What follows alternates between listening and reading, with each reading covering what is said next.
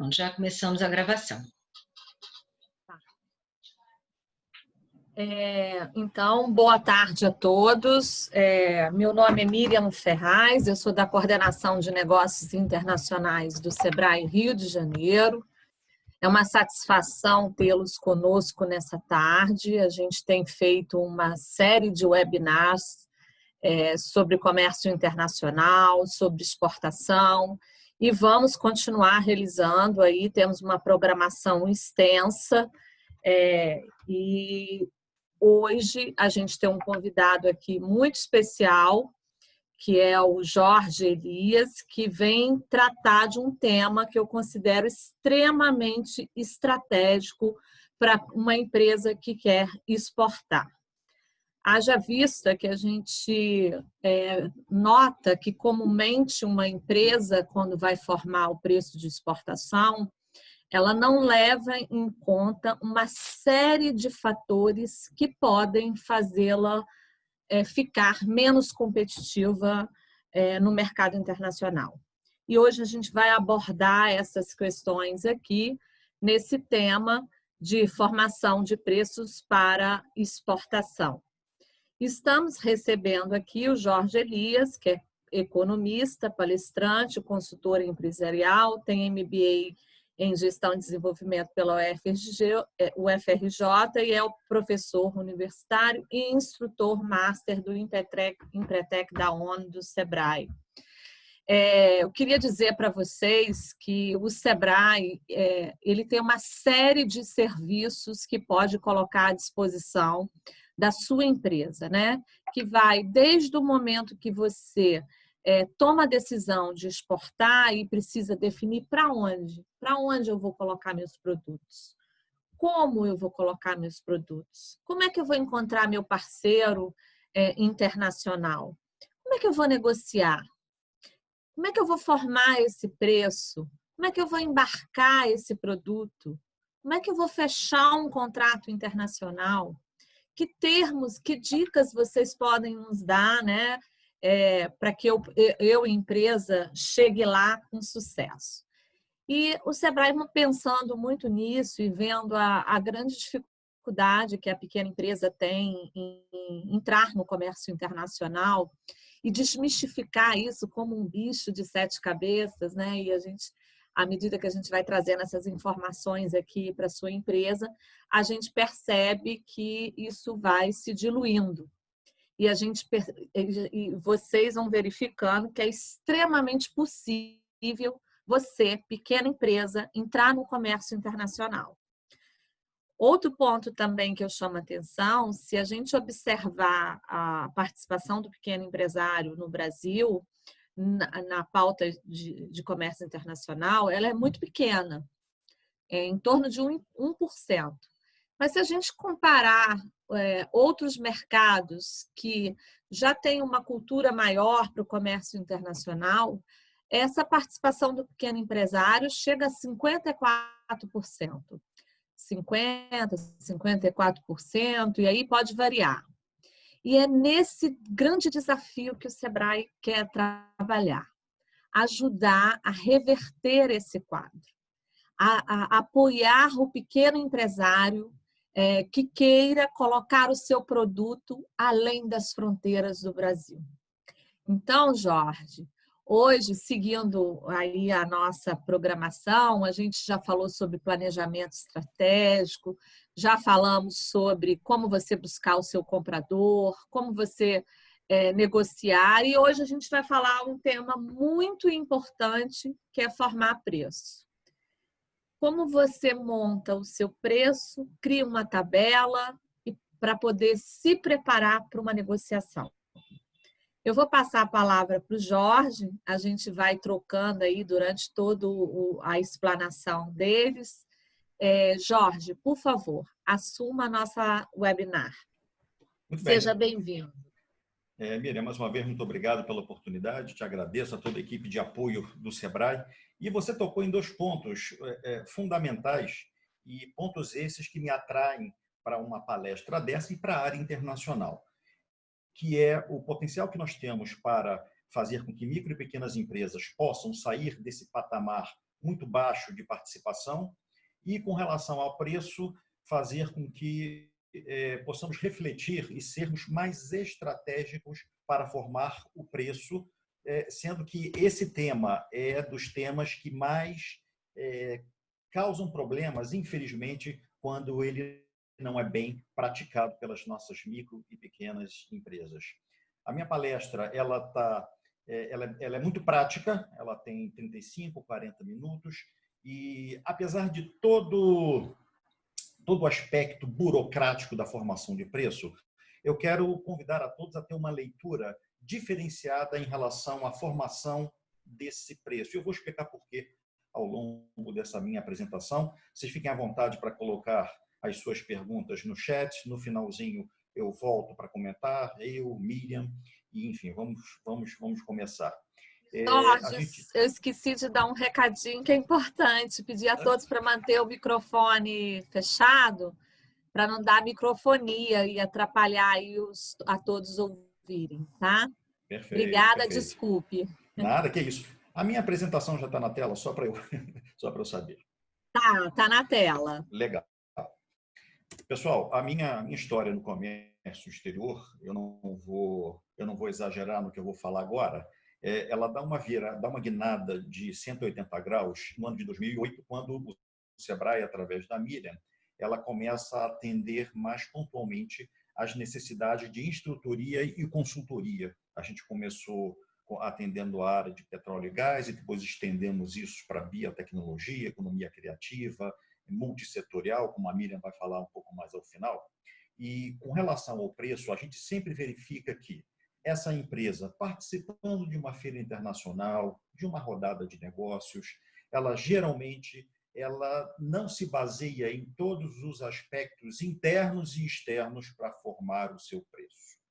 Meu objetivo aqui é que eu possa levantar algumas questões que facilite a análise por parte dessas empresas, empresários e empresárias, para que façam um preço de forma equilibrada. Eu chamo de preço equilibrado aquele em que você não deixa dinheiro na mesa, ou seja, não cobra menos do que deveria cobrar, mas, ao mesmo tempo, não perca a oportunidade de uma negociação por estar cobrando acima do que o seu cliente está disposto a pagar ou pode pagar. Essa questão de poder pagar agora ganha uma importância toda nova com a fase que nós estamos vivendo, graças a essa crise da Covid, que vai ser foco do meu comentário um pouquinho mais à frente. Precisamos, então, ser estratégicos na hora de formar esse preço. E aí, quando esse preço não é bem formado, o que a gente recebe? Nós do Sebrae, mais uma vez, quando a gente participa de alguns eventos internacionais, a gente percebe que ou o empresário, a empresa, cobra menos do que deveria, ou cobra mais do que poderia cobrar, ou então tem uma dificuldade muito grande de manter aquele preço, pelo menos fixo ao longo de um determinado período de tempo, o que leva à desconfiança ao comprador internacional. O primeiro ponto que eu gostaria de destacar é que, quando uma empresa brasileira se transforma numa fornecedora internacional, é sinal que ela retirou um concorrente do caminho e ocupou aquele lugar. E se colocando no lugar do comprador internacional, o que ele espera de nós? Ele espera um produto, obviamente, de qualidade comprovada, espera que ele receba aquilo que ele viu no folder, aquilo que ele recebeu como amostra, mas principalmente também que haja uma produção suficientemente grande para poder manter aquela frequência de embarques e, claro, uma estabilidade do preço ao longo do tempo. Jorge, desculpa te interromper. O pessoal está pedindo se você pode aumentar um pouco o seu áudio. Você tem como aumentar o seu som? Não sei. Vamos ver. Deixa eu ver, eu vou chegar um pouquinho mais próximo aqui. Obrigada. Nada. Então, é muito importante esse equilíbrio. E uma das coisas que eu quero apontar, fugindo um pouco, por enquanto, da questão burocrática do preço, é a questão do principal elemento para a formação de qualquer produto, seja para exportação, seja para o seu mercado interno, mas principalmente para a exportação, que é o que a gente chama de proposta de valor, ou valor percebido pelo cliente, ou ainda a vantagem competitiva de um determinado produto frente ao outro. É muito comum a gente ouvir das empresas, na hora que nós perguntamos assim, mas, afinal de contas, qual é a característica especial que o seu produto tem e, por conta disso, você acredita que você pode exportar o seu produto? E a pessoa, invariavelmente, quase sempre ela fala, não, o meu produto tem muita qualidade. Isso não basta. Qualidade não é diferencial. Qualidade é obrigação, principalmente quando se concorre a nível internacional, em que estão todos mirando os principais mercados compradores. E aí nós, então, direcionamos essa pessoa para que ela possa, efetivamente, destrinchar, informar o que é aquela qualidade. O que significa um produto de qualidade para o comércio exterior, aos olhos do seu comprador internacional? Eu destaquei aqui alguns pontos. Por exemplo, matéria-prima diferenciada. O fato é que nós temos que ser diferente. E a matéria-prima pode ser uma grande oportunidade de você chegar numa mesa de negociação e falar assim, olha, essa matéria-prima você não vai encontrar em qualquer lugar. Não sei se os amigos estiveram ligados nas notícias das últimas 2, 3 semanas, que uma empresa paulista chamada Nanox, ela desenvolveu uma matéria-prima, um tecido, para combate não só à Covid, mas a outras questões ligadas à saúde. É um tecido cuja aplicação de um determinado aditivo protege a pessoa de ser contaminada pela Covid. Olha que diferencial. Quem é que hoje no Brasil tem essa matéria-prima? A Nanox. É uma matéria-prima que não ficou, tem apenas um pequeno percentual acrescido ao seu preço comum, não ficou um absurdo de preço, e ele pode bater no peito e falar assim, o meu produto é diferenciado porque eu tenho uma matéria-prima que foi desenvolvida num laboratório, ligada à nanotecnologia, uma coisa de primeiríssimo mundo. Então, esse produto, sim, pode ser apontado como um produto diferenciado. Uma roupa que utiliza esse produto é uma roupa cuja matéria-prima é diferenciada. Jorge, complementando aí a sua fala, né? Eu diria que isso é um ponto de bastante reflexão para você, empresário.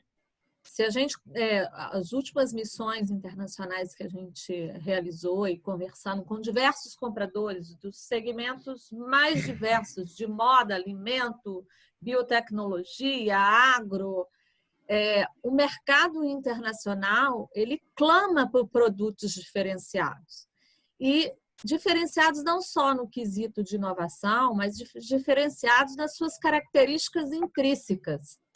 Por exemplo, um comprador de alimentos, ele quer um produto diferenciado, uma polpa de fruta, por exemplo, que só tem aqui no Brasil, porque é um produto que não é a mesmice que eles estão acostumados no mercado internacional. E isso tem que ser refletido no momento que você toma essa decisão de exportar, de olhar para o seu produto e, de fato, saber quais são os seus diferenciais competitivos. E informação, né, Jorge, é o que não falta aí para que todo mundo possa fazer um estudo rapidamente, a um clique, dos seus potenciais concorrentes, o que eles estão ofertando no mercado internacional, que preços que eles estão trabalhando, né? E as características propriamente do produto em si, né? Volto para você, Jorge. Miriam, nós temos um cliente no Sebrae, que é a Cachaça Coqueiro, e estive recentemente na Cachaça Coqueiro, e eu posso apontar que não só a matéria-prima, que é a cana-de-açúcar, ela é muito bem... É uma fábrica, é uma indústria de 200 anos, é de 1803. Então, matéria-prima coletada com maior rigor em termos de qualidade, um processo praticamente artesanal, enfim, tudo isso aí conta na hora de você chegar numa mesa de negociação e colocar aquilo ali para fora. Com relação à matéria-prima, e já passando para a questão do processo, eu estive recentemente na Symbio Design, uma empresa de móveis e acessórios aqui do Rio de Janeiro, e o Bruno estava me contando que ele desenvolveu um método de aproveitar a cana do bambu, a cana, aquela varinha do bambu, claro que é uma vara mais com um diâmetro maior, de forma a criar beleza, criar a estrutura, a fortaleza, e, segundo ele, num processo que ele desenvolveu e que é praticamente inimitável, o que é importante também, porque quanto mais raro for o nosso produto, quanto mais raro for o nosso processo, maior o preço, e agora eu começo a falar de preço, maior o preço que se pode batalhar no mercado externo. E o seu produto, ele tem design, nós temos produtos brasileiros como maiôs, como biquínis, como móveis, calçados, que são destaques no mercado internacional como design. Esse produto tem uma indicação geográfica, e mais uma vez eu retorno à Cachaça Coqueiro, que foi a primeira cachaça do Brasil a ter um selo de qualidade reconhecido pelo Ministério da Agricultura, e tem um selo hoje, já há alguns anos, de indicação geográfica. Existe exclusividade no seu produto. Eu falo em exclusividade, me lembro do capim dourado e aqueles acessórios belíssimos que não tem em qualquer parte do mundo. É uma entrega que é rápida, é a durabilidade do seu produto que está fazendo a diferença. Então, eu considero que esse slide que está na frente de vocês, e eu coloquei essa Ferrari aí justamente porque quem compra uma Ferrari não está comprando um meio de transporte, está comprando muito mais, está comprando esportividade, velocidade, potência, seja lá o que for. O preço de uma Ferrari não é condizente só com a matéria-prima e um lucro tradicional de uma indústria automobilística. Ele está falando mais com a emoção do seu cliente. É isso que nós temos que buscar. Ninguém aqui vai ganhar dinheiro com exportação, economizando no despachante aduaneiro, economizando no transporte, economizando em consultoria. Não, você vai ganhar dinheiro na medida em que essa proposta de valor, a sua vantagem competitiva, puder ser informada, mas principalmente percebida pelo cliente. Não adianta eu ficar com essa informação para mim. Aí entra toda uma estratégia de marketing, toda uma estratégia de planejamento, de plano de negócio, de consultoria, de participação em feiras e por aí vai. Então, muita atenção com essas palavras que estão aí na sua frente. Se você não tiver na ponta da sua língua qual é o seu verdadeiro diferencial e você não conseguir comprovar o que você fala, você já está perdendo mercado no espaço e está perdendo espaço no mercado e está sendo comparado a qualquer um. E como qualquer um, você vai acabar participando de um grande leilão. E quem participa de leilão não ganha dinheiro. E, Jorge, um ponto importante a colocar, né, que é o que está agregado ao valor intrínseco de um produto também, que acaba sendo um processo decisivo para um comprador internacional. Por exemplo, a gente vive hoje um momento no mundo em que questões de sustentabilidade, questões de ética, questões de responsabilidade social, ambiental, são valores que estão embutidos no seu produto, na sua forma de se apresentar para uma empresa, que, ainda que você tenha um bom preço, isso pode ser um fator decisivo para um comprador querer ou não ser um parceiro seu. E no mercado internacional, cada vez mais, e na maioria dos mercados é assim, as empresas, né, o seu parceiro lá fora, eles gostam de ter uma relação a longo prazo, né? Então, não uma relação imediatista e oportunista, quando o mercado interno está ruim, eu vou tomar uma decisão de exportar e vou ganhar um bom valor porque o dólar está alto, né? Então, essas questões também têm que estar pensadas no momento que você busca o seu diferencial competitivo e no momento que você coloca a sua história, os seus valores e se apresenta no mercado internacional. Só essa parte, eu volto para você, Jorge. Miriam, você me lembra um comentário que um comprador, que um potencial comprador fez para mim numa feira internacional em Orlando, nos Estados Unidos, quando eu, há alguns anos, participei de várias feiras apresentando uma mesa confeccionada com pedras semi-preciosas brasileiras da Stone Art. E depois de ele fazer várias perguntas e querendo saber qual era o impacto social que aquela empresa estava provocando ao dar a mão de obra para umas moças que confeccionavam a mesa, porque é um produto 100% artesanal, ele gostou bastante, mas ao final ele chegou para mim, bateu no meu ombro e falou assim: eu vejo você daqui a 3 feiras. E na hora eu não entendi nada, porque ele adorou o produto, e depois me disse assim: eu te vejo daqui a 3 feiras. E depois eu entendi. Aliás, foi uma época que eu aprendi bastante com essas feiras americanas, porque, na verdade, ele queria dizer o que você acaba de pontuar. Eu quero saber se esse sujeito vai estar aqui no ano que vem, no outro ano, porque, afinal de contas, eu estou abrindo um espaço na minha loja para colocar essa mesa. Eu tenho que saber se ele tem capacidade de produção. Eu vou fazer uma pesquisa mais aprofundada dessa empresa. E isso aí, às vezes a pessoa é clara, como ele foi comigo, foi assim: adorei, ano que vem a gente se vê novamente, e durante os próximos 3 anos. Ou então, de repente, ele para, ele pensa, agradece, e talvez no dia seguinte esteja entrando na sua página da internet para ver se você tem uma página em inglês para que ele possa ler, e aí o inglês, eu estou falando para o mundo inteiro, não somente para o mercado americano. Tudo isso é levado em consideração. Ele hoje, e cada vez mais, ele não vai comprar de qualquer um. É uma rede de relacionamento que ele faz, e se ele não sentir que aquele relacionamento não pode ser nada além do relacionamento comercial pelo dinheiro, ele vai buscar um outro fornecedor. Isso está cada vez mais em voga nesse nosso mundo. E eu estou trazendo aqui agora, estou entrando um pouquinho mais para a parte burocrática, e daqui a pouco eu saio.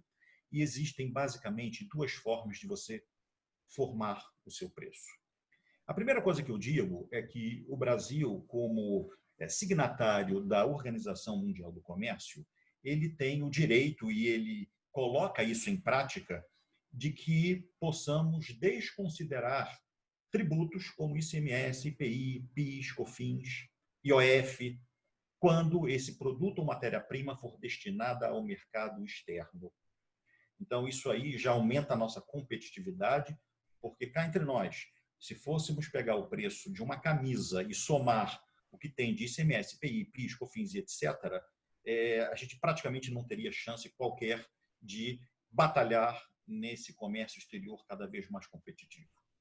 Então, o que o exportador faz normalmente é pegar o preço do seu produto, ele retira esses tributos que normalmente são cobrados no mercado interno, e aí o que sobra? Sobra a matéria-prima, a mão de obra, a embalagem.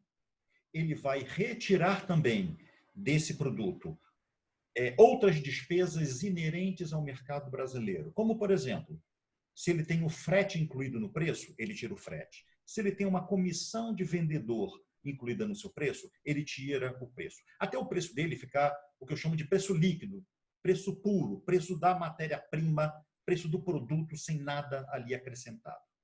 Porque no momento seguinte, ele vai ter de acrescentar despesas típicas de exportação, como, por exemplo, o despacho aduaneiro, certificados de origem, despesas logísticas, taxa do Siscomex, eventual comissão para um vendedor no exterior. Ele vai ter que considerar o frete seguro internacional e, claro, ele vai colocar um lucro que definitivamente é um lucro diferente do lucro para o mercado nacional, e mais tarde eu explico por quê. E aí, por exemplo, ele chega a um valor de $80 a unidade de algum produto e vai vender, seja para um distribuidor, para um varejista, para o produto, para um cliente final, e está aí a formação tradicional de preços para exportação. Então, só relembrando, tiram-se os tributos que incidem sobre o produto normalmente no mercado interno, para que você ganhe competitividade e acrescente despesas típicas de exportação. Traduz para o dólar ou qualquer moeda forte, qualquer moeda conversível a nível internacional, e aí você começa a fazer o seu marketing para vender aquele produto.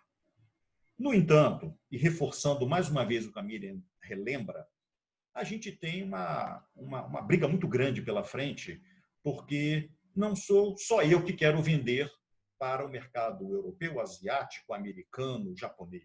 É o mundo inteiro querendo vender para quem ele puder.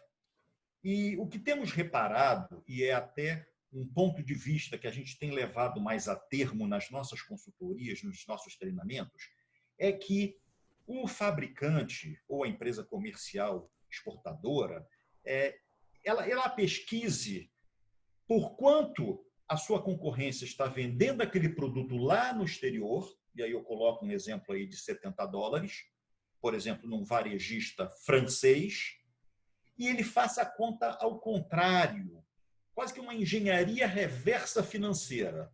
Significa o seguinte: se eu estou na Galerie Lafayette fazendo uma busca de uma jaqueta de couro, $70, por quanto será que aquela jaqueta chegou naquela loja? Quem são os meus concorrentes? São norte-americanos? São japoneses? América Latina? Chineses? Qual é a logística necessária para que o meu casaco chegue até aquela loja? Que tributos aquele produto vai ter quando entrar em território francês? E a operação, desde a saída do Brasil até a chegada ao meu cliente final? E, finalmente, qual é a produção? O que eu posso fazer na minha produção? Porque nessa cascata aí de custos e despesas não está incluído o meu lucro.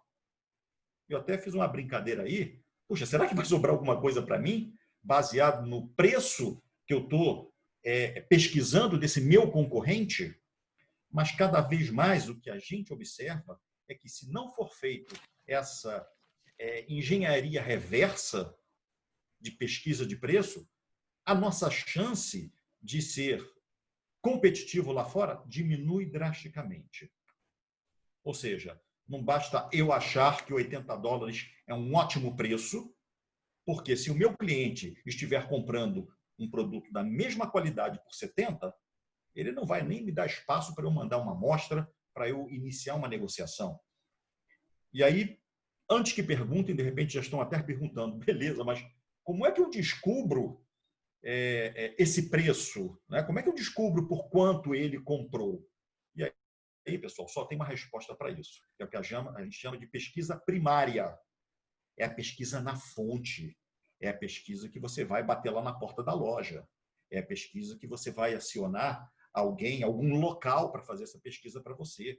Vai acionar uma Câmara de Comércio Brasil-França. Vai acionar uma consultoria para que você possa entender como é que funciona aquele canal de distribuição. Porque o preço para o varejista é um, o preço para o atacadista é outro, o preço para o distribuidor é outro. E tudo isso que eu estou falando, podem acreditar, ele está contemplado nas nossas consultorias. É uma consultoria muito estratégica, uma consultoria que coloca você no centro do conhecimento dessa estratégia. E, mais uma vez, eu quero repetir, ninguém ganha dinheiro economizando em despacho aduaneiro, economizando em Siscomex, economizando em frete.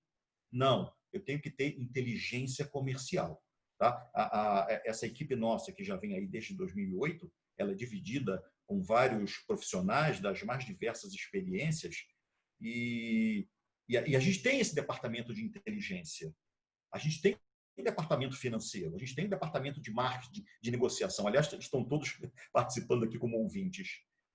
De forma que você possa ter uma equipe multidisciplinar para que você possa ser uma tomadora de decisão, um tomador de decisão responsável, estratégico, se realmente você quiser ampliar sua chance e buscar mercados fora do Brasil. E dentre esses custos que eu falei rapidamente, eu vou dar alguns exemplos dos custos que devem ser acrescidos ao seu produto inicial. Eu vou voltar ali no exemplo da camisa, né? Então, você deve acrescentar a tarifa que você vai ter no Sistema Integrado de Comércio Exterior, que é o Siscomércio, que veio desburocratizar a nossa vida, fazendo que esse sistema rode 7 dias por semana, 24 horas por dia, 365 dias por ano. Acredito que, para micro e pequena empresa, 99% das coisas podem ser feitas online, são feitas online, barateando muito, acelerando muito, se comparados a 15 anos atrás. A comissão a agente no exterior, com todo o cuidado que essa matéria recebe, nós temos até um especialista no grupo, que é o Cláudio Manfredi, que cuida dessa parte jurídica, para que você não tome um susto, né, na hora de você estabelecer um contrato com um representante nos Estados Unidos, um agente na China e por aí vai. Um certificado de origem, porque existem acordos comerciais que garantem para o seu comprador, para alguns compradores, claro, que ele não vai pagar imposto de importação se você comprovar que o produto é nacional, que o produto é brasileiro. Isso é baratinho, é um certificado barato, mas que faz com que a gente ganhe um pouquinho mais de competitividade também. Você pode ter uma despesa para verificação da sua carga, para saber se a sua carga é mais uma garantia lá para o seu importador, em que você confirma através de uma empresa internacional que a carga que você comprou é a carga que está seguindo para o exterior. Tarifas bancárias, você pode fazer um seguro cambial. Então, por exemplo, ontem o dólar fechou a 5,34. Então, você está negociando, você fecha uma ótima negociação e aí você pensa e tem a seguinte reflexão. Eu dei 30 dias para ele pagar, e se daqui a 30 dias o dólar sai de 5,34 e vai para 5,10? Puxa, eu vou perder 24 centavos? Não. Você pode fazer essa espécie de seguro cambial, que é o hedge cambial. Tá? Factoring internacional, que é um seguro para que você, caso haja um problema comercial com o seu importador e ele não pagar, você tem como receber esse dinheiro de uma factoring internacional. Você pode, enquanto exportador e mesmo importador, ter acesso a dinheiro, a financiamentos internacionais a juros mais baixos, e você pode botar isso. Se o seu cliente pede assim, olha, muito bom, muito legal, mas eu preciso de 180 dias para pagar. Você pode acessar uma linha de crédito do seu banco, entre bancos comerciais e governamentais, que fazem com que você possa segurar, possa você ter aquele capital de giro antes, no dia seguinte ao embarque, por exemplo, e ele vai pagar com 6 meses, não tem problema. É claro que essa despesa financeira você vai repassar para o seu cliente, porque, afinal de contas, foi ele que pediu o prazo. Despacho aduaneiro, no lado operacional, frete e seguro internacional, caso você prometa entregar a sua carga no exterior. Eu já vou passar um vídeo para explicar, já vou passar um slide para explicar melhor isso. Documentação, embalagem, despesas no porto ou no aeroporto. Tá? Daria para termos cada um item desse aqui um curso, mas eu quero que você saiba que existem sim, na mesma medida em que você tem o desconto, vamos chamar assim, dos tributos que você não vai considerar no seu preço, existem alguns preços que você tem que incluir na sua planilha. Tá? E uma coisa que impacta muito fortemente no seu preço, que é o local onde você vai prometer entregar a sua carga ao importador. Esses Incoterms 2020 é uma combinação, é um contrato em que você faz com a outra parte, em que é definido o local de entrega da carga. Eu vou dar o exemplo aqui do FOB, que é o Free On Board, em que você chega à conclusão com o seu cliente de que você vai colocar aquele container dentro de um navio que está no porto do Rio de Janeiro. Uma vez isso combinado, você tem que incluir no seu preço o frete. Vamos supor que você esteja em Valença, né? Valença, vou falar em Valença aqui porque daqui a pouco eu vou falar da Piaget, que é uma baita, uma bela de uma empresa de paramentação médica, que fabrica máscaras, que fabrica campos para operação, que fabrica aventais, e a Piaget está lá em Valença e fecha um container de exportação para o México. Então, ela vai ter, como ela prometeu entregar essa carga em cima de um navio no Porto do Rio de Janeiro, ela tem o frete de Valença até o porto. Ela tem o seguro dessa carga de Valença até o porto. Ela tem um despachante aduaneiro que vai fazer com que essa carga passe pela aduana e por aí vai, até colocar a carga em cima do navio.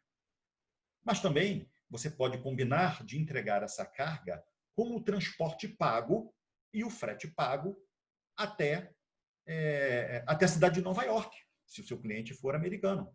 Da mesma forma, você tem que incluir, então, no seu preço, o frete, o seguro internacional. Ou então, pode entrar num acordo de você entregar a sua carga no depósito do seu cliente, na loja do seu cliente. Isso é difícil? Não. Essa decisão de você chamar uma empresa para pegar a sua carga e mandar entregar no subúrbio de Tóquio, por exemplo, está na mesma distância de você de um telefone. Porque existem empresas internacionais focadas em logística que fazem todo esse trabalho para você. Mas, atenção, isso não é para exportadores iniciantes. Tá? Eu só estou dizendo, estou antecipando que não há qualquer problema logístico para você chamar uma empresa e ela fazer uma coleta no seu local e mandar entregar em qualquer parte do planeta. Por que não é para iniciantes? Porque você teria que ter muita informação a respeito do que acontece a partir do momento que essa carga chega no porto ou aeroporto de destino. Que impostos serão pagos? Qual é existe algum procedimento especial para a liberação daquela carga? Existe algum procedimento especial para transporte daquela carga até o depósito? Deixa eu contar um exemplo rapidíssimo. Um cliente meu, ele exportou um container de 20 pés de granito para Miami, uma empresa em Miami. Vocês acreditam que quando o container chega em Miami, a Receita Federal olha assim, olha, está tudo muito bom, está tudo muito bem, mas você vai ter que dividir essa carga. Você vai ter que dividir essa carga em outro container de 20 pés. Assim, mas que absurdo! Qual é o problema? Deu tudo nesse container e ainda está sobrando espaço. Assim, isso é muito legal. Só tem um detalhe: as nossas rodovias elas não estão preparadas para aguentar o peso dessa carreta com esse container lotado de granito. Então, por favor, o senhor divida essa carga e ele teve que alugar um novo container porque a legislação rodoviária da Flórida tem lá uma certa limitação de peso por eixo. Então, mais uma vez, é possível você entregar em qualquer parte do mundo? É. Só que você tem que saber muito em relação ao que acontece quando essa carga chega no exterior. Fazer uma rápida parada aqui no dólar, né? Que muita gente liga para o Sebrae e fala assim, eu quero exportar, esse dólar está maravilhoso. 5,34, não sei quanto fechou hoje. E aí, uma atenção toda especial. A gente vive numa economia globalizada. Tem 40 dias, me ligou um comerciante australiano que esteve em Friburgo e falou assim, Jorge, eu estive em Friburgo, fiquei maravilhado, eu vou importar camisolas, já tenho os fornecedores e estou extremamente empolgado porque eu sei que o preço em reais frente ao dólar australiano está uma beleza para mim.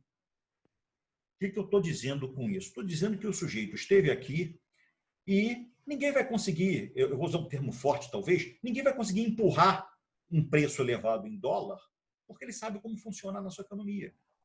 Tá? Então, muita atenção, porque é ótimo a gente poder aproveitar essa questão do dólar, da moeda nacional desvalorizada frente ao dólar, ou seja, eu recebo mais dólares a cada real, mas se daqui a pouco, se daqui a 6 meses, essa curva ela sofre uma queda, aí se você exagerou no seu preço, você vai ter que rever o seu preço em reais para cima E aí o preço em dólar também pode ter que subir. E como é que você vai explicar para o seu cliente que de 5, que a sua peça que custava $17, agora tem que custar 25 porque o dólar está barato? Não vai rolar. Não vai rolar. Ele vai até pensar assim, mas que brincadeira é essa de 17 para 25? Desculpa, eu não tenho nada a ver com essa taxa cambial de vocês. Aliás, eu nem sei que loucura é essa que acontece aí no Brasil. Tá? Então, muita atenção, porque ótimo se o dólar está te trazendo muitos reais a cada unidade de dólar. Mas isso não pode ser o ponto principal da sua escolha em se internacionalizar. Mas pode contar com a nossa ajuda, né, Miriam? Que a gente ajuda, Claro. a gente ajuda a pensar nessa estratégia, porque uma notícia que eu dou para vocês é que vocês vão ter que se tornar um pouquinho de economistas também, né, para entender por que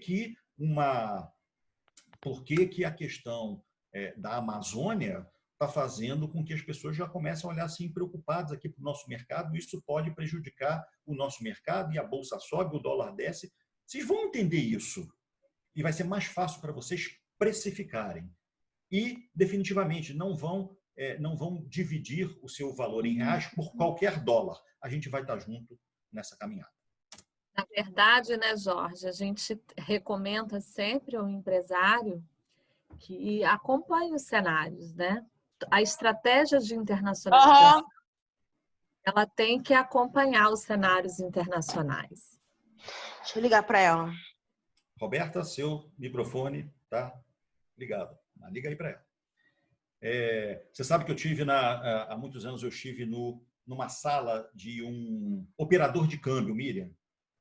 E quando eu entrei na sala do operador de câmbio, coisa que eu vejo pelos jornais normalmente, na frente desse rapaz que fechava câmbio para mim, tinham quatro monitores, devia ter uns 25 polegadas cada um deles, e ele observando, minuto após minuto, o que acontecia em todo ponto do planeta, porque aquilo impactava no preço da moeda que ele negociava. Então, ele negociava euro, dólar, iene, libra, e ele precisava saber se uma refinaria na Nigéria, uma refinaria de petróleo na Nigéria, explode, como já aconteceu lá atrás, o preço do dólar subiu porque isso aconteceu, torres gêmeas caíram. Então, Miriam, é isso mesmo. A gente tem que ficar ligadíssimo em bolsa de valores, em moeda internacional, política internacional, política nacional e por aí. Definitivamente não dá para eu mergulhar na questão dos tributos, mas eu queria deixar 3 recados. Tá? Numa exportação tradicional, e aí eu não estou falando com os amigos que estão no Simples ou no MEI, daqui a pouco eu falo, não vão incidir, então, o ICMS, o IPI, PIS e COFINS. Isso vale se você vai comprar uma matéria-prima ou um produto acabado. Vou comprar algodão para fazer a camisa. Tranquilo, você vai comprar esse algodão. Se você for uma comercial exportadora, ou seja, se você comprar a camisa pronta, você já compra sem esses tributos. Mas se você é uma confecção, pode comprar o tecido, você vai pagar o ICMS, IPI, PIS e COFINS, mas depois você vai descontar esses tributos nas suas operações de mercado interno. Então, mais uma vez, não dá para eu mergulhar, mas tenham isso na cabeça. Você não precisa considerar esses tributos. Puta, tá? 28. O bicho está pegando lá na Roberta. Fica atento aí para tirar o microfone da menina. Pessoal do Simples, tá? Pessoal do Simples. Apesar de toda a simplificação, tá, que o Simples trouxe para a economia brasileira, ainda assim existem benefícios tributários. Se você for pegar o que está incluído no Simples, você vai ver o ICMS, o IPI, o PIS, COFINS, Imposto de Renda à Pessoa Jurídica, Contribuição Social sobre Lucro Líquido, INSS. Tá? INSS e o ISS. Ok. Mas, para a exportação, você pode desconsiderar esses mesmos tributos, ICMS, IPI, PIS, COFINS. Pessoal, na prática, se você está pagando, por exemplo, se a sua faixa você paga 8% nas suas vendas, na venda que acontecer para o exterior, você não vai pagar 8%, você vai pagar 4 e alguma coisa. Por que é 4 alguma coisa? Porque eu teria que ver qual é a sua faixa, qual é o seu produto. Isso é um trabalho para o seu valoroso contador. Tá? Mas, de uma maneira definitiva. Tanto a empresa tradicional quanto o simples vai pagar uma pequena taxa do imposto de renda pessoa jurídica, contribuição social sobre o lucro líquido. Tá?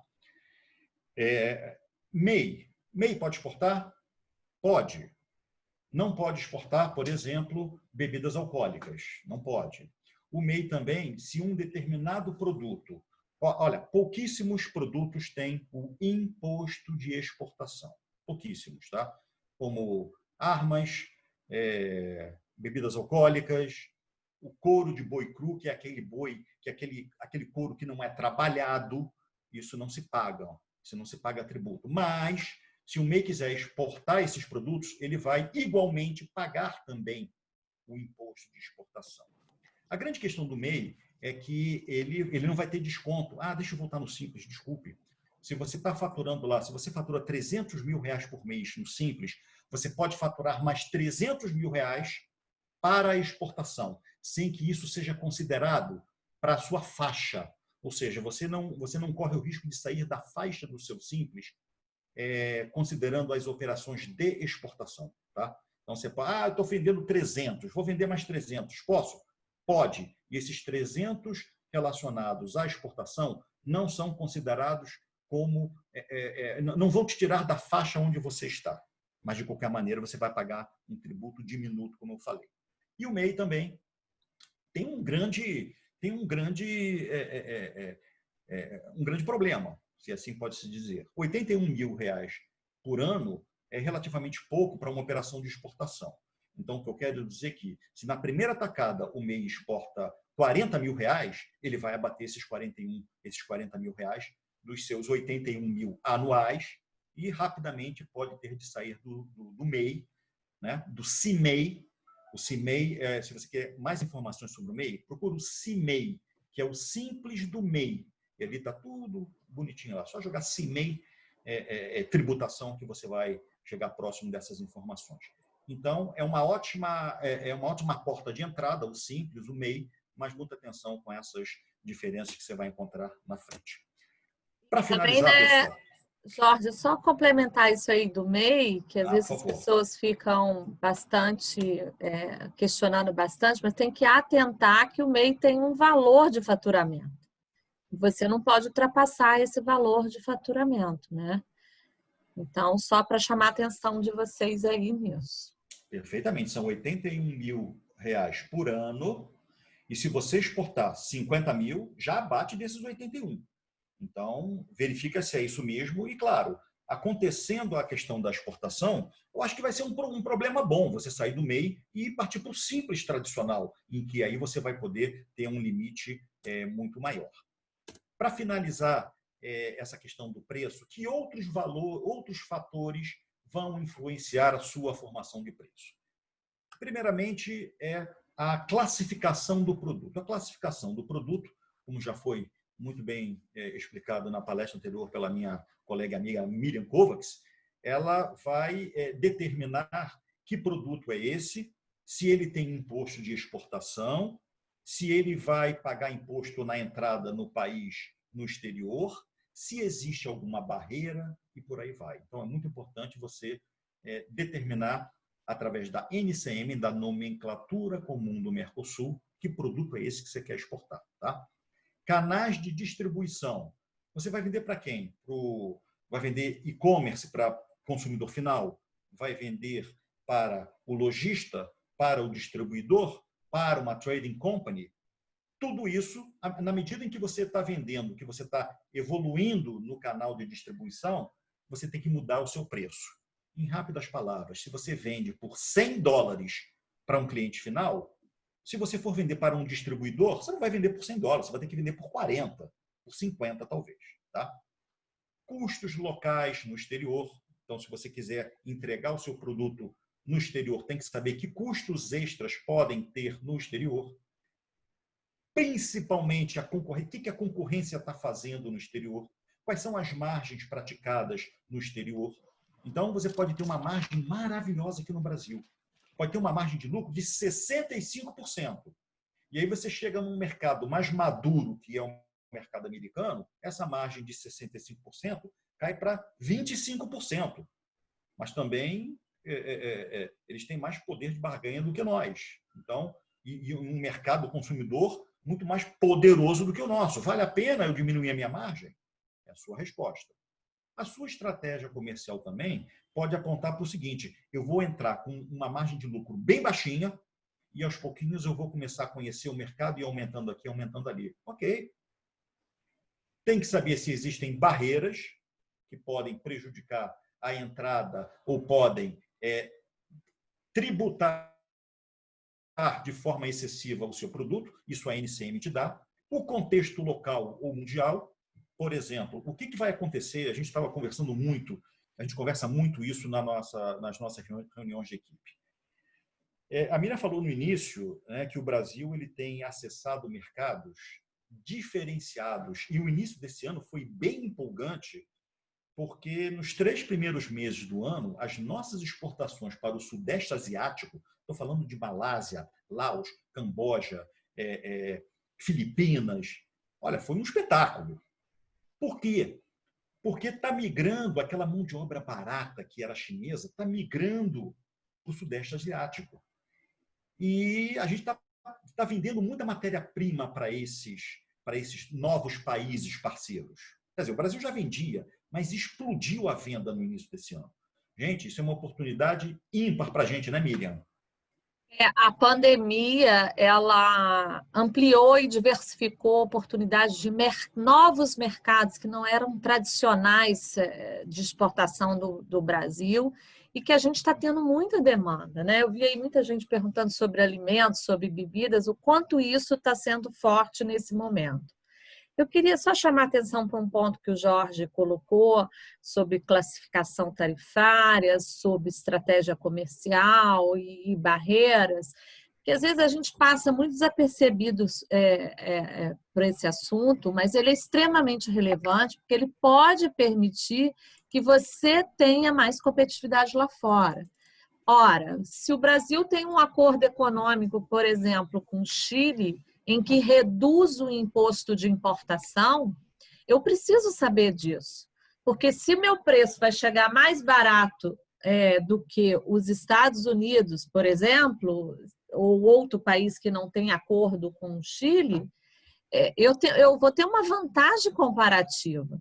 Porque o meu importador vai pagar menos imposto e na hora dele tomar uma decisão de questão de preço, por exemplo, meu preço pode ser menor em função desse acordo tarifário que o Brasil tem e que diminui o valor do imposto de importação.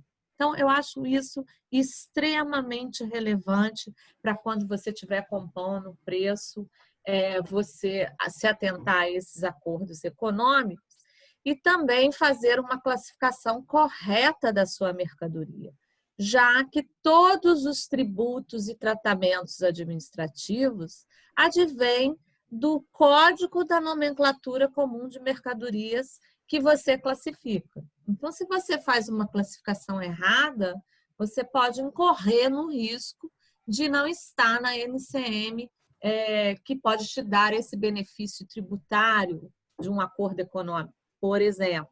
Além de você incorrer no risco de assumir questões administrativas de multa por ter feito uma classificação errônea ou sofrer sanções, né?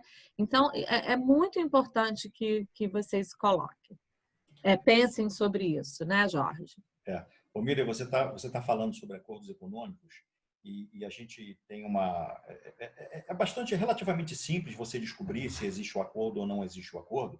E uma experiência que eu já passei várias vezes é que o próprio importador, às vezes, não sabe que esse acordo econômico existe.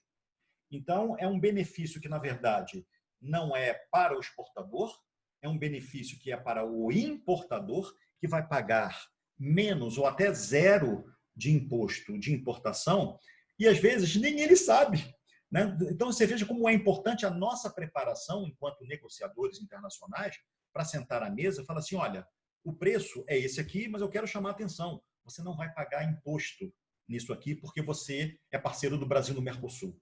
Você não vai pagar imposto em balas e doces na entrada do mercado americano porque o Brasil está no SGP, no Sistema Geral de Preferências, que contempla a eliminação de imposto de importação de uma série de produtos para o mercado americano.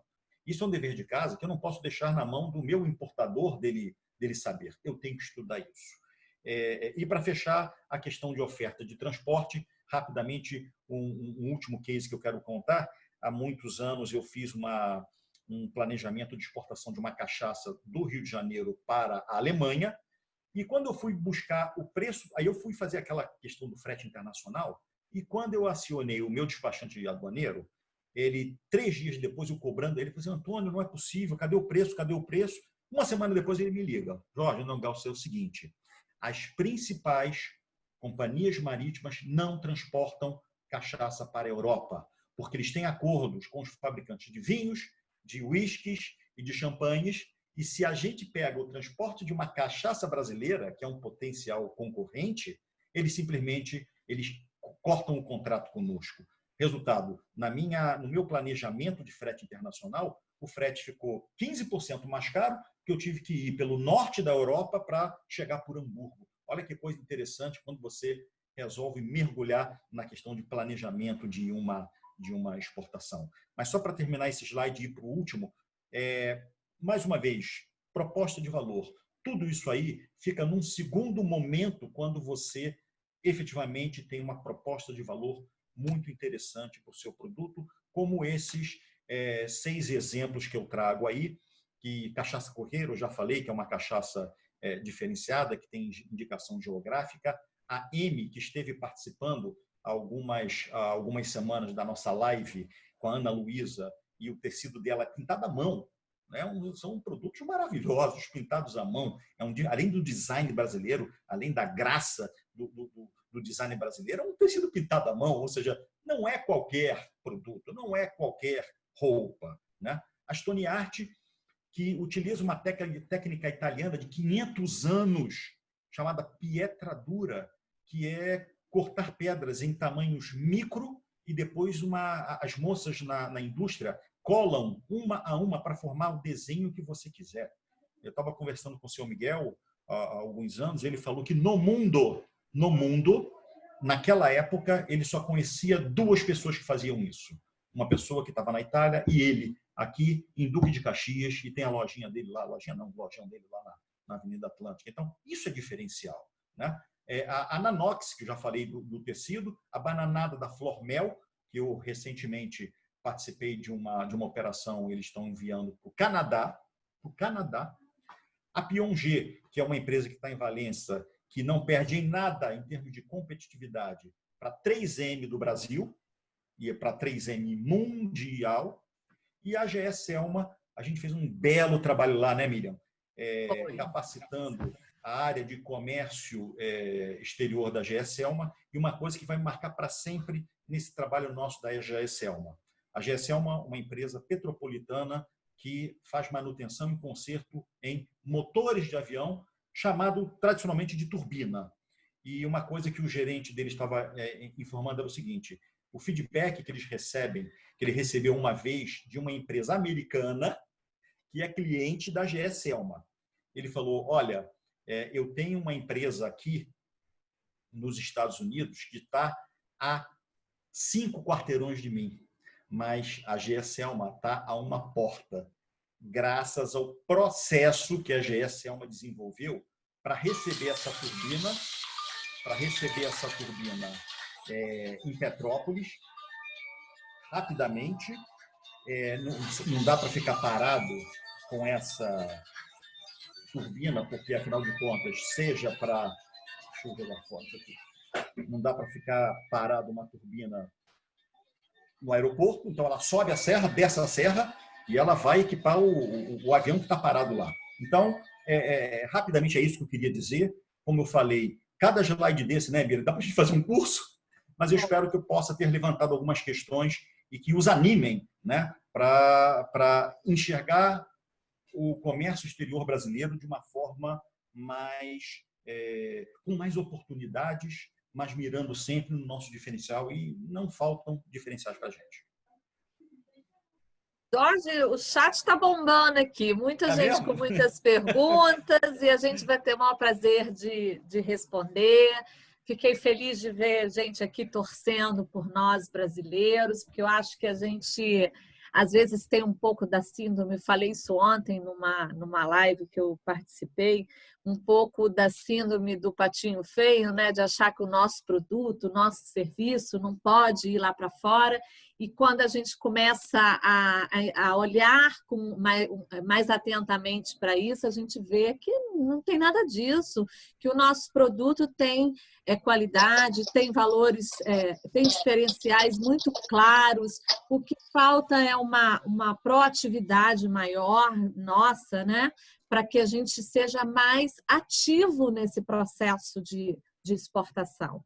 Às vezes, a gente espera muito ser procurado, né? Espera muito ter um pedido, por até a gente não ter o hábito, o costume, como qualquer europeu que já nasce pensando assim, para onde eu vou exportar? Porque eles têm um mercado pequeno.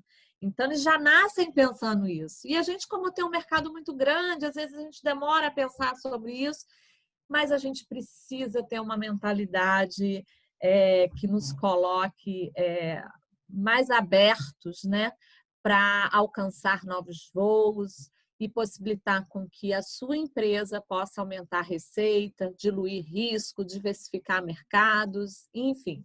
Mas vamos às perguntas, porque tem muitas perguntas e nós vamos ter o prazer de responder cada uma delas. A primeira pergunta foi no sentido no ramo alimentício, se tem muitas oportunidades no mercado internacional. Eu não sei se o Jorge quer comentar, mas eu já adiantei aí que agora, então, na pandemia, é o setor que teve um crescimento de 30% da demanda internacional, né? Já vinha crescendo fortemente, sobretudo porque a gente tem um aumento da população mundial aí previsto até 2030 significativo, e a gente vai precisar de mais alimentos para toda essa população, né, Jorge? Você quer comentar alguma coisa sobre isso? É o que você falou. A gente é campeão de exportação de comida, seja através do gado bovino, do porquinho, do frango, alimentos orgânicos, cada vez crescendo mais, frutas. Laranja, frutas em calda, café, café, cachaça, chá. Então, é questão de colocar a cabeça no mercado internacional. Polpa de frutas. Pessoal, tem uma empresa de Três Rios que exporta quindim em lata. Ele exporta quindim em lata. E até há pouco tempo estava sendo vendido na Amazon. É só para dar um exemplo para vocês. É claro que ele arriscou, né? E está lá, está vendido em lata. É caro, é caríssimo. Mas olha, ele pesquisou e tem chance. É questão da gente fazer o dever de casa. Pesquisar mercado, acionar a nossa produção, fazer com que a nossa produção seja cada vez mais eficiente e começar a prospectar. Lembrando que para alimentos, né, tem uma exigência regulatória aí que a gente precisa estar atento, né? Tudo ligado à saúde é muito regulado no mercado internacional, assim como aqui no Brasil. Mas a próxima pergunta, Jorge, é sobre isenção de impostos na exportação de serviços. A gente falou um pouquinho aqui, e aí eu emendo com uma outra questão, que está todo mundo, acho que não ficou muito claro para todo mundo, que é sobre a isenção dos impostos na exportação de produtos, ou, né, que você falou aí, que é a isenção, todo produto é isento do ICMS, do IPI, do PIS e do CONFINS, quando é exportável, né, na hora da exportação. Fala um pouquinho sobre isso, Jorge. Vamos comentar aqui para esclarecer essas dúvidas aqui para os nossos ouvintes. Então, vamos lá. A GE Celma, ela exporta serviços. Ela não exporta a turbina. Ela exporta a manutenção, o conserto, seja ele corretivo ou preventivo. Aquele ICMS, aquele ISS, porque não existe ICMS, a menos que ela coloque um parafuso. Se ela colocar um parafuso, vai existir a exportação de produto. Mas se ela somente fizer a manutenção, ou se você é uma arquiteta e está vendendo um serviço, se você é um engenheiro, está vendendo o seu serviço, se o gameleira que está nos assistindo vender o marketing dele para fazer a marketing para qualquer lugar do mundo, ele não vai pagar o ISS, porque assim a Prefeitura do Rio entende. Ah, e a Prefeitura de São Paulo? Não sei, porque cada prefeitura tem a decisão no papel, na caneta, de dizer se ele vai cobrar o tributo em cima da exportação ou não. Num primeiro momento, a prefeitura não vai cobrar esse imposto sobre serviço, uma vez que o serviço não é prestado para uma empresa brasileira. Deixa eu só retornar uma empresa tradicional que não esteja no Simples, que não esteja no MEI.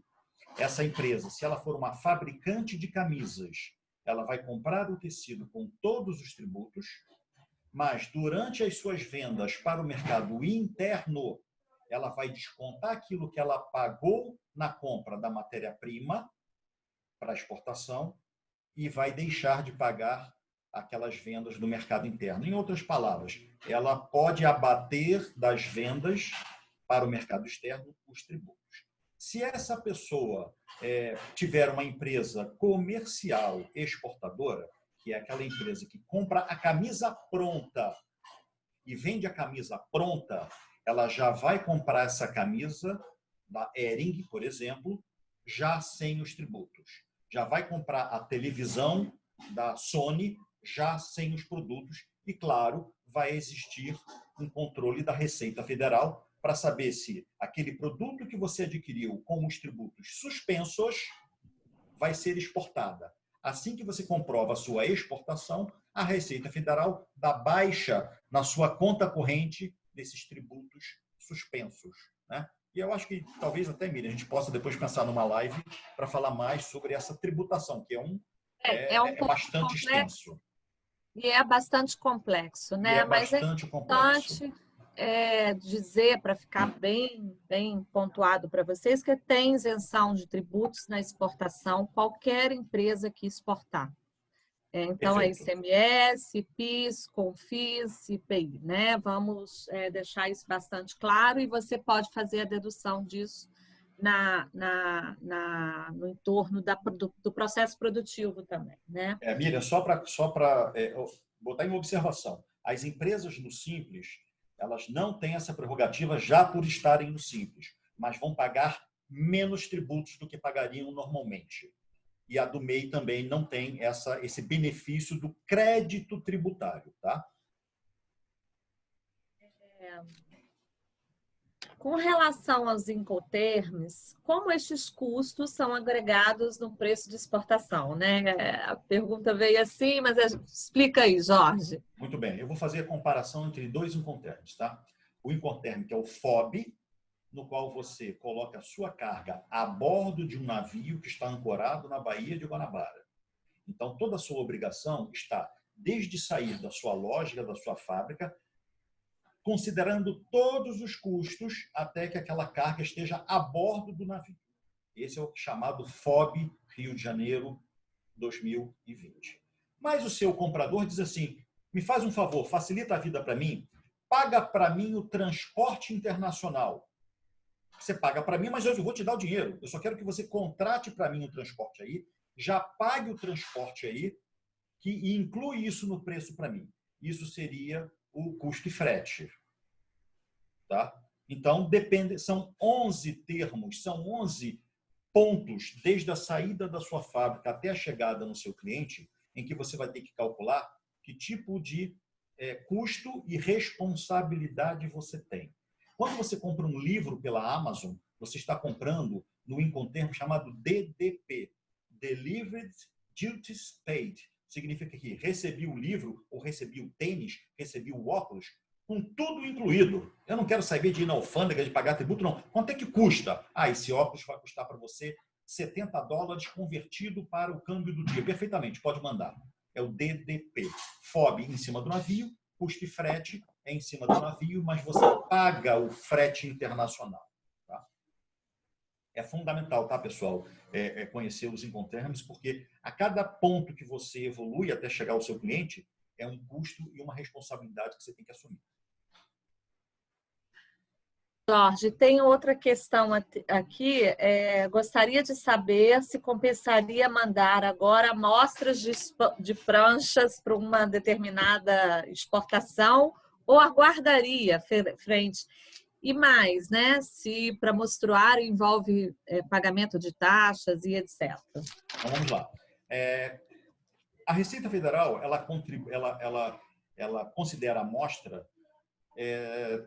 toda unidade e quantidade que não representar uma quantidade comercial.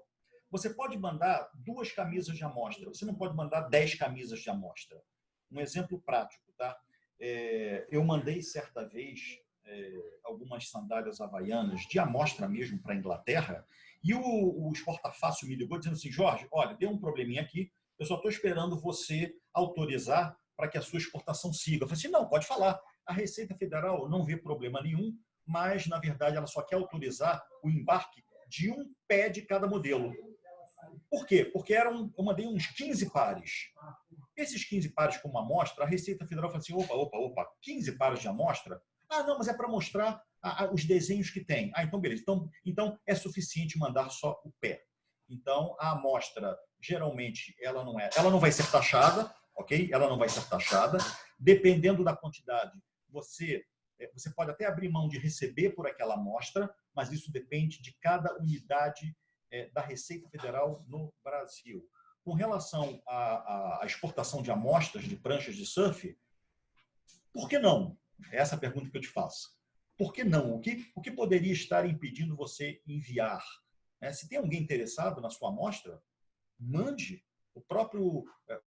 Você pode mandar isso. Você não precisa nem estar no Siscomex para mandar uma amostra dessa prancha. Você pode mandar pelo Exporta-Fácil, você pode mandar pela FedEx, você pode mandar pela DHL, você pode mandar pela UPS, que ele vai entregar no endereço do seu cliente. E uma coisa definitiva, nós podemos nos responsabilizar pela informação até a entrega dessa prancha na mão do transportador internacional no Brasil. Mas procure saber com o seu importador que tipo de exigência pode ter lá do outro lado. Tá? Você nesse primeiro momento, não se comprometa a entregar lá assumindo todo e qualquer custo. Para os Estados Unidos, por exemplo, peça para ele verificar ou ligue para a FedEx, para o Correio, para o Exporta-Fácil, assim, existe algum tributo no mercado americano para essa amostra de uma unidade de prancha? Ah, não existe. Então, tranquilo. Informação, informação, informação.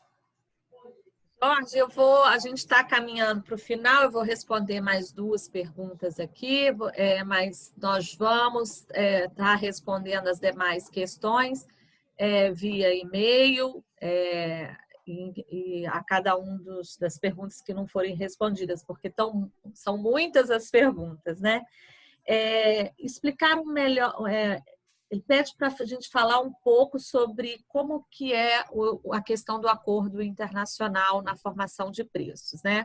A gente tentou colocar para vocês que quando existe um acordo internacional entre o Brasil e um outro país, o seu importador, na hora de retirar a carga do porto e pagar os impostos, ele vai pagar um valor menor de impostos se o Brasil tiver um acordo econômico com este país. Mas isso não influi na sua formação de preço. Isso só te beneficia se te tornando mais competitivo no mercado-alvo que você tem frente aos outros países que não têm acordo com aquele mercado-alvo que você está mandando as suas amostras, né? Teve uma última pergunta aí, Ana Temporal. Tem alguma outra questão que, por favor, me ajude aí, que foram tantas as perguntas, eu não queria deixar de responder. Eu quero aproveitar que tem algumas perguntas a mais sobre a parte de câmbio e de financiamento para esclarecer que nós teremos, sim, um evento, um webinar específico sobre esse tema, que a gente sabe que gera muito interesse.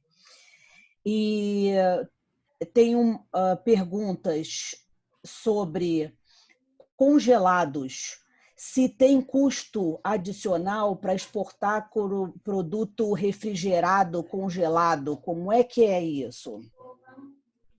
Perfeitamente. Estou recebendo a pergunta de uma especialista, que é a Ana Temporal. Eu vou tentar responder tão bem quanto a Ana. Muito legal a pergunta. Existe sim o custo de um reefer, que é um container refrigerado, ao qual vai sendo monitorado durante quantos dias levar, seja de navio ou avião.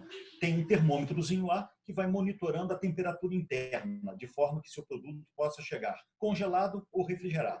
É claro que, quando comparado a um container seco, que é um container que vai carregar lá o café, que é o ventilado, ou o container fechado que vai receber lá a camisa, é claro que o reefer, claro, tem um preço muito maior, mas entenda, o teu concorrente vai ter que contratar um reefer também, senão o produto chega todo descongelado e aí não vale, né? Então, sim, o reefer é um produto, é um mecanismo de estoque, claro, muito mais caro do que um comum. Sim.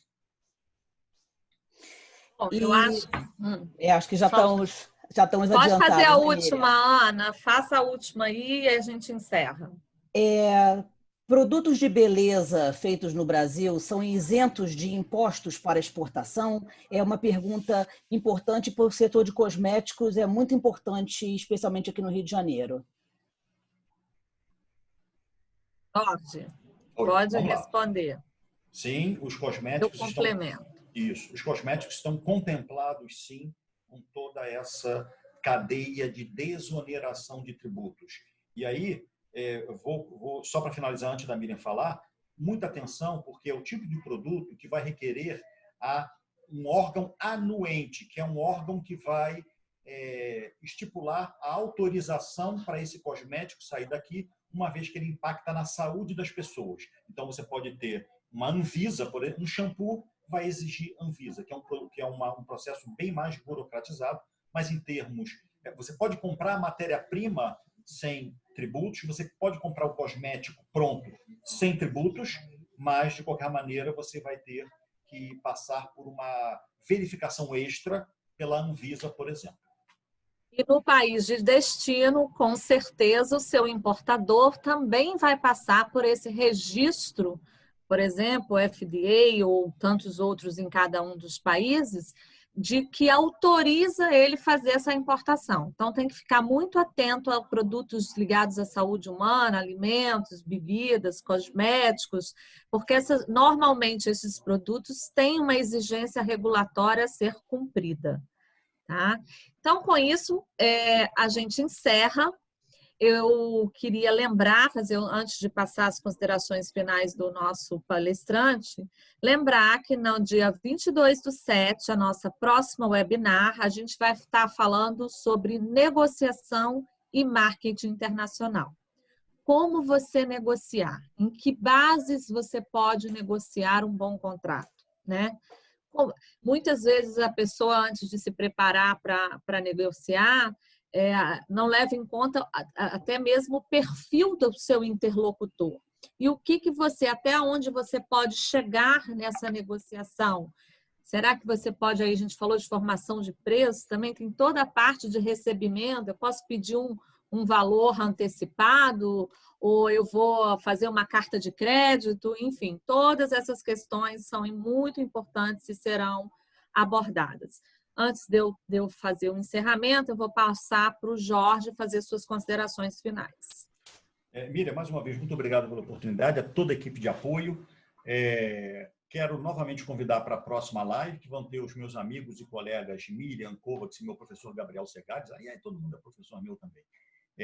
E a gente está aqui com uma equipe multidisciplinar para atender vocês. E a Miriam deve falar agora também, né, Miriam, dos programas que você está organizando para um período em breve. Agradecer a todos pela audiência, um assunto tão técnico, mas foi muito legal ver que vocês ficaram até o final.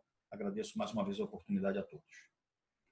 Sim, obrigado, Jorge. Eu queria agora, por último, convidar todos os ouvintes. Nós estamos lançando agora, no final do mês, um programa chamado ProGlobal, que ele tem a previsão de dar toda a assistência à sua empresa desde o momento de tomar a decisão de qual mercado exportar até o embarque de um pedido fechado, né? Então, a gente dá toda a assistência, toda a consultoria, uma série de treinamentos, uma série de consultorias nos diversos temas falados aqui, contratos internacionais, importação, exportação, câmbio, regime aduaneiro, logística, todos os temas. E a gente vai estar enviando o convite para vocês participarem desse programa.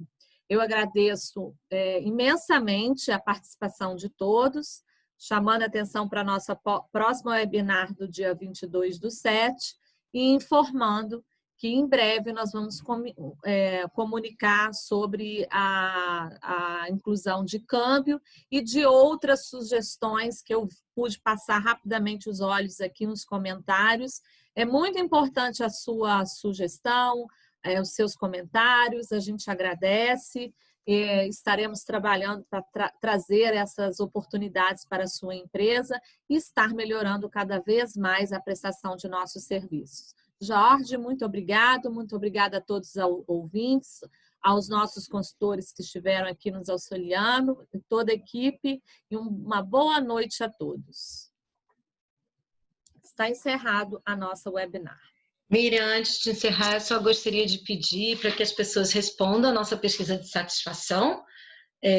O link está aqui no chat e também está com o QR Code na tela. Assim, a gente pode continuar oferecendo conteúdo de qualidade para vocês. Obrigada.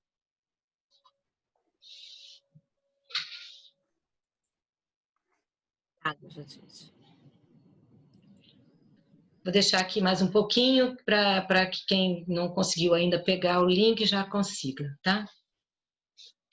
E boa noite a todos.